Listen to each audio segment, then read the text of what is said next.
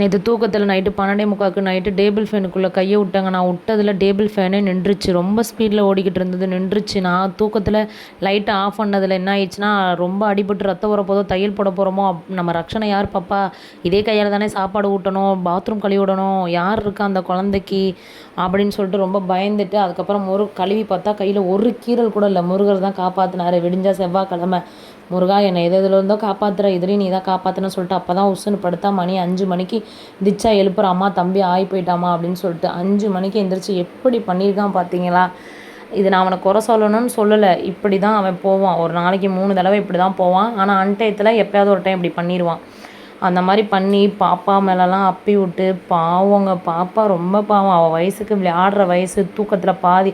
ஒரு வீட்லேயே குழந்தைய தூக்கத்தில் எழுப்புறதுக்கே சோம்பேத்தனப்படுவாங்க. ஆனால் குழந்தை திக்ஷா மேலே ஆயெல்லாம் அப்பி விட்டு, அந்த புள்ள பாவம் அந்த 5 மணிக்கு எந்திரிச்சு ட்ரெஸ்ஸை போய் மாற்றிட்டு அப்புறம் வந்து படுத்துட்டு, அம்மா இங்கெல்லாம் இருந்துச்சுமா அப்படி இப்படின்னு சொல்லிக்கிட்டு இருந்தா. பாவமாயிடுச்சுங்க. அவள் வாழ்க்கையாவது நல்லா இருக்கணும்னு தான் கடவுள்கிட்ட வேண்டுறேன். அவள் நல்லா படித்து நல்லபடியாக இருக்கணும். ஏன்னா அவள் வயசுக்கு நிறையா கஷ்டப்படுறா. நான் என் பையனை பெற்றதுக்கோ என் தலையிலத்தில் அமைஞ்சதுக்கோ நான் கஷ்டப்படுறேன். ஆனால் அவளும் என் வயிற்றில் பிறந்துட்டு அவள் தம்பிக்கு தம்பி அல்ல, அவள் சொல்லப்போனால் அவள் குழந்த, அவளோட குழந்தை திக்ஷாவோட குழந்தைய எப்படி அவள் ஏஜில் பார்ப்பாளோ அந்த மாதிரி பார்த்துக்கிட்டு இருக்கா. அதெல்லாம் பெரிய விஷயம். இந்த வயசுலலாம் நான் தூங்குவேன், விளையாடுவேன். அதை மாப்பு போட்டு பினாயில் போட்டு துடைக்கிறதுக்கே மணி 5:15 ஆயிடுச்சு.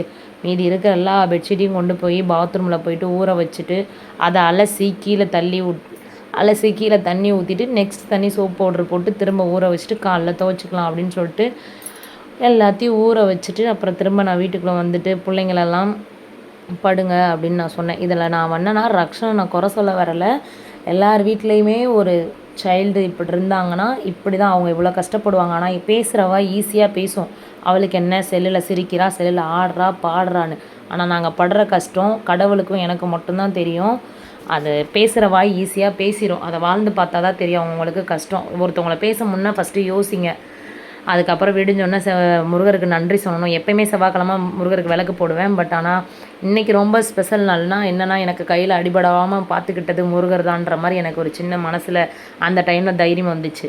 அதனால் போய் காலைல விடிஞ்சோன்னா முருகருக்கு ஒரு நன்றி சொல்லிட்டு வந்துடணும்னு சொல்லிட்டு போயிட்டு முருகருக்கு போயிட்டு விளக்கு போட்டுட்டு பூ வாங்கி கொடுத்துட்டு அப்படியே உட்காந்து சுண்டல் கொடுத்தாங்க. அந்த சுண்டலையும் வாங்கி சாப்பிட்டுட்டு முருகரை போயிட்டு அப்படியே சாமி கும்பிட்டுட்டேன். முருகர் அழகாக இருந்தாருன்னு சாமியை சொல்லாமான்னு தெரில. சாமினாலே அழகு தான், பட் அழகாக இருந்தாரா? ஓகே. ஃபோட்டோ கருவறையில் எடுக்கக்கூடாதுன்றது எனக்கு நல்லா தெரியும். சரி, ஓகே எடுக்கலாம்னு முயற்சி பண்ணேன். பட் ஓகே வேண்டாம் அப்படின்னு எனக்குள்ளேயே தோணுச்சு. இல்லை வேண்டாம், கருவறைக்குள்ளே எடுக்கக்கூடாதுன்றதுக்கு ஒரு அர்த்தம் இருக்கும், பெரியவங்க சொல்லி வச்சுருப்பாங்க. அதனால் வேண்டாம் அப்படின்னு சொல்லிட்டு அப்புறம் நானாகவே நினச்சிட்டு ரிட்டன் வந்துட்டேன். ரிட்டன் அப்படியே திரும்பி வந்துட்டு உட்காந்து 5 நிமிஷம் அப்படியே சாமியை மனசில் நினச்சிட்டு, முருகா யார் கைவிட்டாலும் என்னை என்றைக்குமே கைவிடலை, இப்போ வரைக்கும் விடலை. எவ்வளோ கஷ்டத்தையே கொடுத்துருக்க. வாழலாமா சாவலாமான்ற முடிவு எடுக்கும் போது கூட நீ வாழு, நீ ஏன் சாகணும், உன்னை நம்பி 2 பிள்ளைங்க இருக்குது, அந்த பிள்ளைங்களுக்காக நீ வாழுன்னு சொல்லிட்டு எனக்கு தைரியம் கொடுத்தது நீங்கள் தான், தன்னம்பிக்கை கொடுத்தது நீங்கள் தான். எனக்கு ஒரு யார் என்னை விட்டுட்டு போனாலும் ஏதோ ஒரு கடவுள் வந்து ஸ்ட்ரைட்டாக உதவி பண்ண மாட்டான்ற மாதிரி கடவுள் ரூபத்தில் யாராவது வந்து கூட உதவி பண்ண தான் செய்கிறாங்க. இப்போ வரைக்கும் பிள்ளைங்களுக்கு ஃபீஸு வரைக்கும் எல்லாத்துக்குமே ஒரு உதவி இருக்குது. அதை நான் என்றைக்குமே மறக்க மாட்டேன். அது எல்லாமே கடவுள் தான் எனக்கு அந்த மாதிரி உதவிக்கு ஆள் அனுப்பி வச்சாங்கன்னு தான் நான் நினைப்பேன். அதோட ரக்ஷனை காலில் கொண்டு போய் ஸ்கூலில் விட்டுட்டேன். இப்போ ரிட்டர்ன் வரும்போது மணி 1:30 மணிக்கெலாம் கூப்பிட்டுட்டு வந்து, சார் எப்படி ஒய்யாரமாக படுத்துருக்காரு பார்த்தீங்களா, எங்களை 5 மணிக்கெலாம் எழுப்பி விட்டுட்டு 6 மணி வரைக்கும் லைட்டை போட்டு விளையாண்டுக்கிட்டு இருந்தான். ஆனால் இந்த மாதிரி குழந்த இருக்கிறதும் ஒரு ஸ்பெஷல் தாங்க.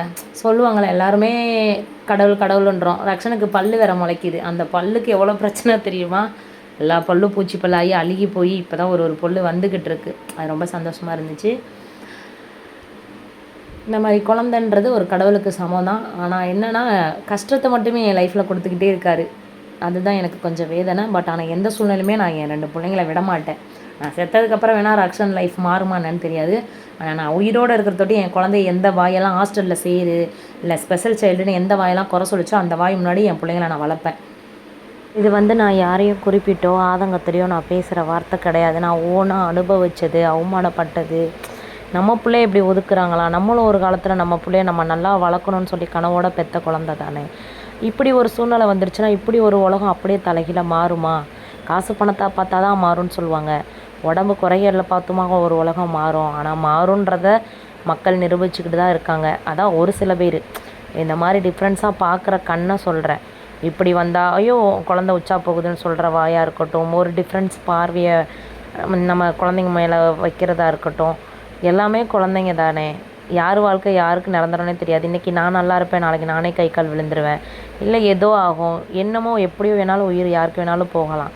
தயவுசெய்து கொஞ்சமாச்சும் மனசில் ஈரத்தை வச்சுட்டு நடந்துக்கோங்கன்னு தான் நான் ரிக்வெஸ்ட்டாக கேட்குறது. அப்படியும் இங்கே நடக்கலைன்னா அதுக்கும் கடவுள் இருக்கான். அவனவன் செய்பவனை அவனே அறுவடை பண்ணுவான்ற மாதிரி அப்போ உள்ள முன்னோர்கள் சும்மாலாம் எழுதி வச்சுட்டு போக மாட்டாங்க, அர்த்தத்தோடு தான் எழுதி வச்சுட்டு போவாங்க. அதுக்கு நீங்கள் என்னவே சொல்லுங்கள், நீ என்ன பாவம் பண்ண, நீ பண்ண. நான் பாவம் பண்ணவளாகவே இருந்துட்டு போகிறேன், என்னவோ பண்ணிட்டு போகிறேன். ஆனால் அது என் குழந்த, எந்த சூழ்நிலையும் நான் யார்கிட்டையும் என் குழந்தைய கை நீட்டி பாவம் பண்ணவங்களுக்கு தான் இப்படிலாம் குழந்த பிறக்கும், இல்லை இப்படி தான் வயசானவங்க கை கால் விழுகணும்லாம் கிடையாது. நம்ம தலையெழுத்தில் எது நடக்கணுமோ அது கண்டிப்பாக நடந்து தான் ஆகணும். இதில் நீ பெரியவன் நான் பெரியவன்னு நீ உயிரோடு இருக்கிற தொட்டின்னா அடிச்சுக்கிறீங்க. செத்ததுக்கப்புறம் யாருமே பெரியவன் கிடையாது, எல்லாருமே சரிக்கு சமம் தான்.